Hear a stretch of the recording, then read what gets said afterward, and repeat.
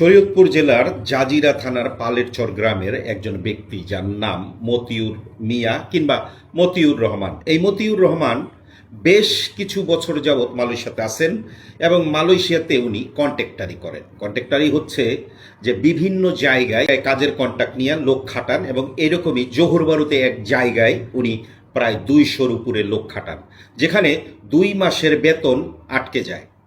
Chinese বস যখন এই মতিউর রহমানের কাছে 2 মাসের বেতন একসাথে দেয়, মতিউর রহমান কয়েক লক্ষ রিঙ্গিত নিয়ে পালিয়ে যায়। আর পালিয়ে যাবার পরেই এই মতিউর রহমানের কারণে মতিউর রহমানের গ্রামের বাড়ির লোকজনের উপরে নেমে আসে নির্মম অত্যাচার। এই যে আপনাদের লোক, ঠিক আছে, আজকের ভিতরে যে টিয়ানা দেয়, ঠিক আছে, সবটিরে আটকায় রাখছি, ঠিক আছে, সবটিরে মাইরা পুলিশের কাছে দিয়ে দিব। সবটিরে আটকায় রাখছি,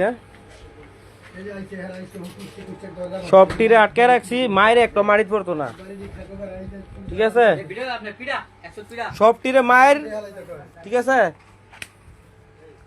স্ক্রিনে যে ভিডিওটা দেখলেন আপনারা, এই ব্যক্তি হচ্ছে একজন ভিকটিম।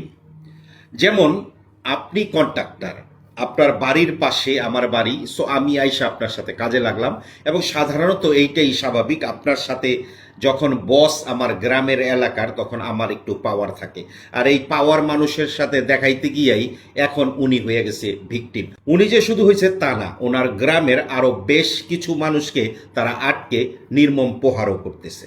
কথা এখানেই শেষ না, এই মতিউর রহমানের মাকে পর্যন্ত গ্রামের বাড়িতে গিয়ে লোকজন দড়ি বেঁধে রেখেছে।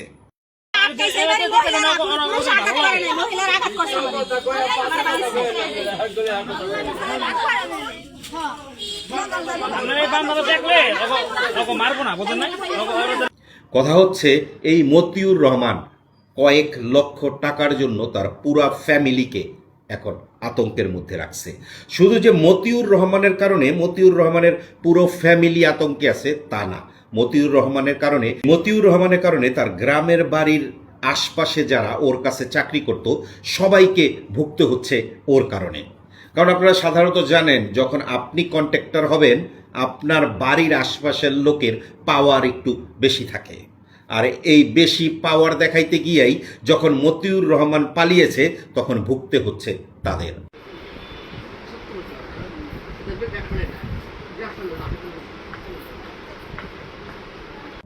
কথা হচ্ছে যারা ওনাদেরকে মারতেছেন এক প্রকার এটা অন্যায়।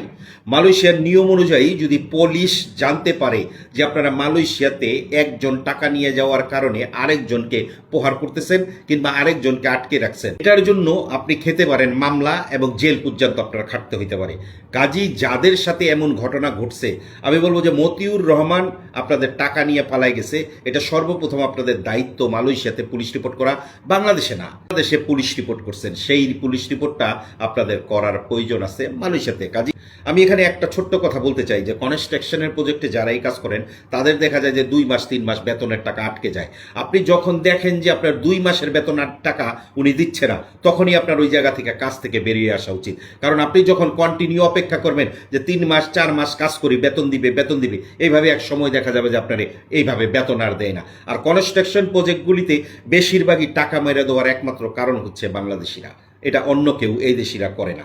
এবং বাংলাদেশিরা আপনারা অজুহাত দিবে যে বস আমারে টাকা দেয় নাই, সেই কারণে আমি দিতে পারতেছি না। কথা হচ্ছে এখানে যে আপনি যখন একটা কোম্পানি চালাবেন কিংবা আপনি যখন কন্ট্রাক্টারি করবেন, আপনার কাছে যদি টাকা না থাকে তাহলে আপনি কেন কন্ট্রাক্টারি করেন? কন্ট্রাক্টারি ছেড়ে দেন, এটা আপনার জন্য ভালো।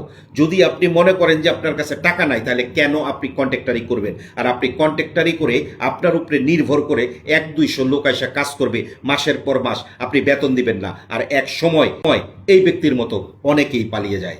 ভালো থাকবেন, দেখা হবে নতুন কোনো ভিডিও।